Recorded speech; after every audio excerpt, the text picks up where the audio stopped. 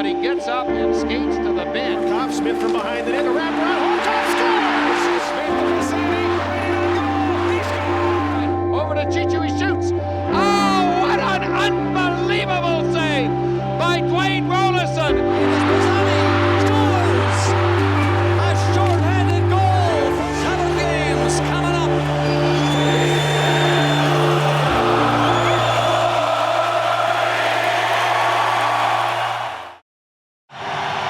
Listen to this place. Oiler NHL tickets went on sale for the first time ever. In 1979, it was April during the WHA playoffs between Hartford and Edmonton. The Oilers won that series in 7. Maybe that explains why they're feeling good at Rexall Place.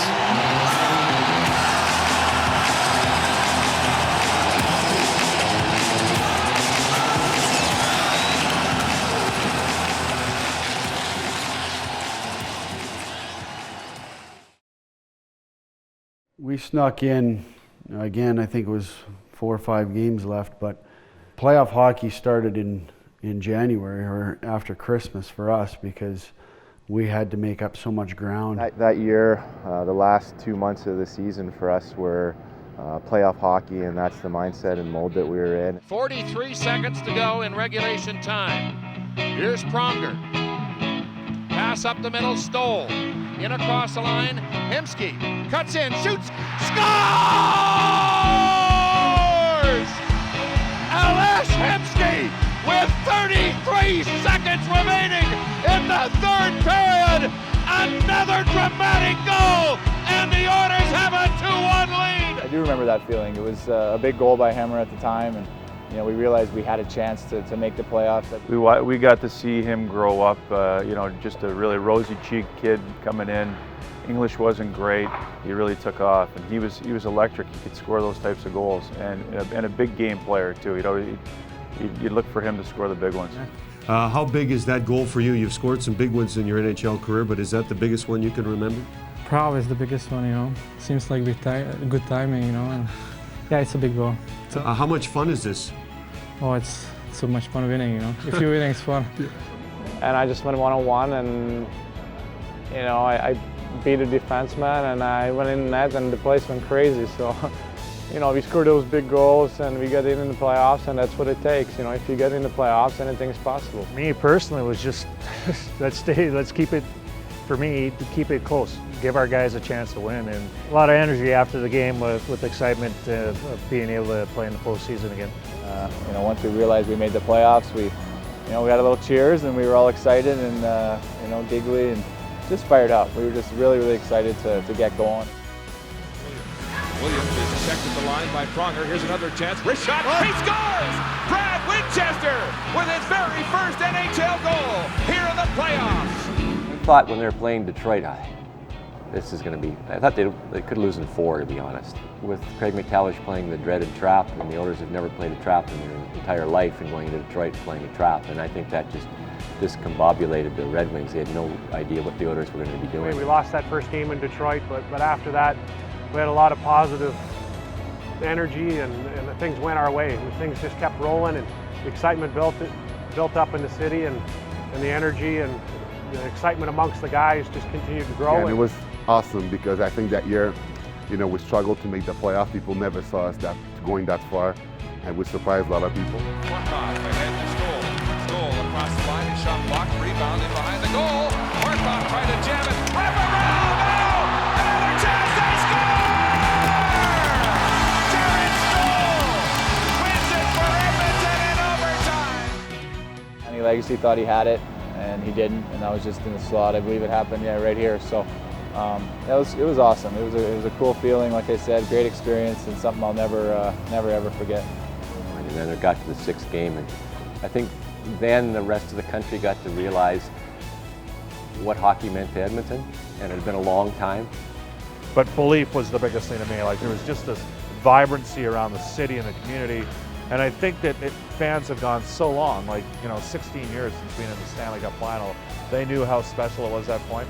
and they just wanted to roll with it and have fun with it. You know, we were obviously huge underdogs in that series, but we didn't feel that way. We had a very quiet confidence about us, and we just knew that we were gonna win that series. It was a weird feeling in the dressing room, but it was a special feeling as well. Smith right to the crease. Jared Stoll rebound. Pisani, he scores!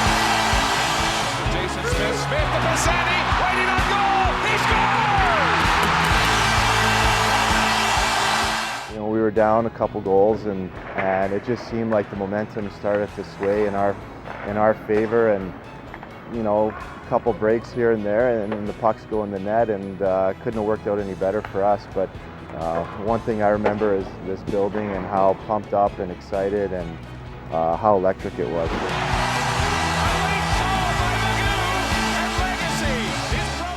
Everybody was down because if we come back to Detroit, we knew what could happen, and in the end we came back. It was last 2 minutes, and Sammy made a great pass to him, and I just stopped in. And the place went nuts. So it's those special moments you play hockey for. Back to Hemsky, he picks his way into the Detroit zone.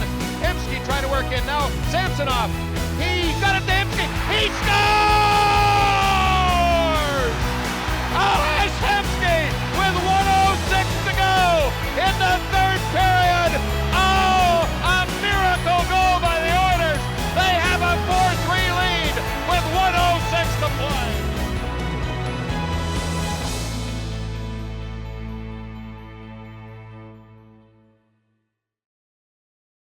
Game 6 against Detroit really was that feeling of belief that when we did finish them off, you know, you're in the handshake line, you're shaking hands with a number of Hall of Famers that we just knocked off in our building. You think this could be a nice little run for us here. I just remember how loud it was in here. I think at the time they had broken records. I remember that there was tailgating outside. I mean, you know, the fans in the city, you know, on that special run was just amazing. Once they got past Detroit, even against San Jose, I mean, they lost those first 2 games in San Jose, low-scoring games. A lot of people thought, oh, they're nowhere near as good as San Jose. Everything changed here in Game 3. Right there at the side of the net. Miller getting some time in Ekman's spot, and Ryan Smith is down and hurt. He got a puck right in the face. There's a couple things that unfolded. Obviously, the teeth on the ice, heading down the tunnel.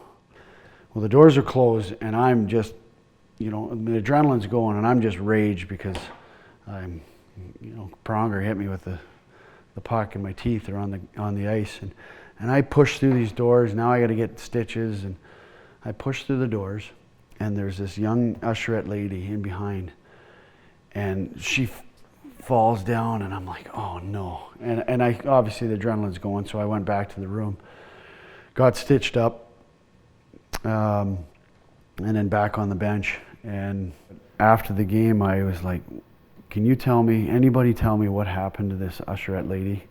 She ended up breaking her arm, and it was devastated. I was just like crushed.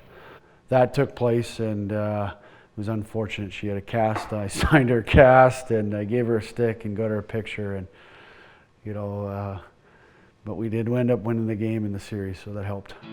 He's got it into the Oilers' zone left side. Over to Chichu, he shoots. Oh, what an unbelievable save by Dwayne Rolison. Here we go, Chichu and Thornton and Chichu coming down, and goes right across to Chichu, and I was just able to get a glove on it, and next thing you know, we're winning. So that's, you know, for us was elation at that point for me. So is Horkoff. Smith from behind the net, a wraparound. Horkoff scores! Horkoff scores! Edmonton wins! I think if you look at the picture, Smitty was absolutely trying to wrap that in himself.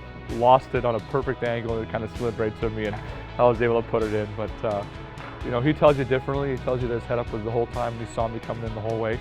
But I still stand by my side of the story. If Smitty tells you he was passing the puck to Hork on that, he's a liar, because you know he was wrapping that thing in. You know what? That's for those skilled players to talk about. I was a distance away, and I mean, obviously they both were huge contributors in that stretch. I don't remember what happened there, but well, if knowing the two people, Hork was probably trying to steal it from Smitty, and Smitty was trying to fit it into the net. So between the two of them, it was they were fighting for it, I'm sure. So we were down 2 games to San Jose, and we didn't want to disappoint our fans. We didn't want to disappoint ourselves. But when Hork put that goal in just after midnight, a sense of belief came through our locker room.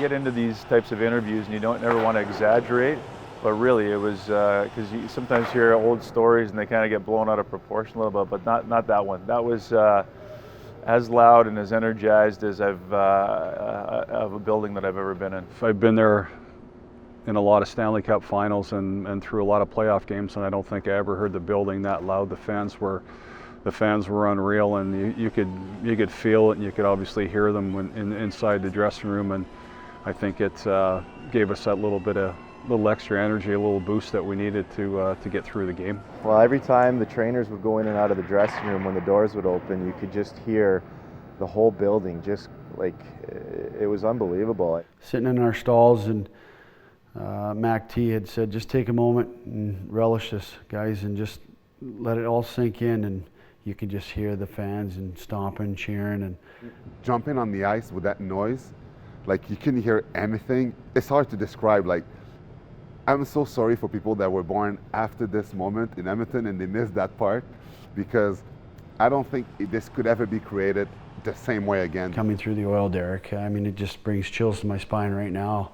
Coming out through that oil derrick, you couldn't hear the guy right next to you. You know, as a player, you're sitting there and you're just trying to get your mindset right and focus, but you couldn't help but just, you know, be in awe and wow of, you know, the whole building singing national anthem.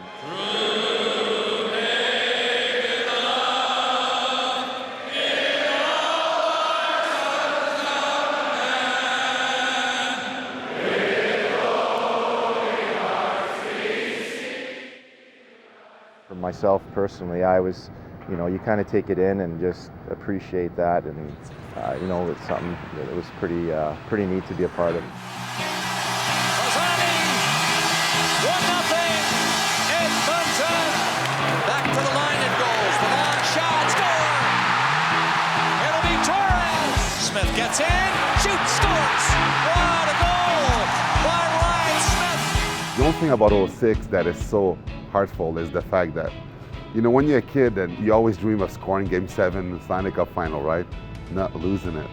So to me, it's, you know, as great as it was, the city was like vibrating, people was going nuts, it was insane, it was awesome. Like every time we played at home, everything would stop, everybody was watching it, but losing it was a little bit hard. Obviously didn't end the way we would have liked, but it was a great time to be a part of the Oilers organization. I woke up one morning and getting ready to go to the rink, and someone put an oil derrick on the front of my driveway. It was probably a 15, 16 foot made out of wood oil derrick right on my driveway. So I was kind of, and that's how excited people got, and that's how much fun it was in the city. For Game 6 of the finals here, you know, thinking like, you know, man, like what could be, you know, I mean, after obviously you leave here, that was the very first time I kind of let myself think, man, we got a chance to win the whole thing here. It comes down to one game, and just how I remember thinking, like, the next time, you know, we come back here, it could be with the cup, and obviously it never happened, and, you know, you live with that for the rest of your life. But I do remember leaving the ice and, you know, and just looking at the people's faces and just how much pure excitement and enjoyment that there was. Knowing just how close we were. So this building is definitely special, you know, and there's not a lot of buildings in the rink that can say the kind of games and the championships and the kind of things that they've seen here. So it's, you know, it's going to be a sad time when this place goes. Coming up next in part 6, the final episode of Farewell Rexall Place. Right-hand side, Taylor Hall streaking into the offensive zone. Sarah Pitts, great shot. Sam Gundy's got the hat trick.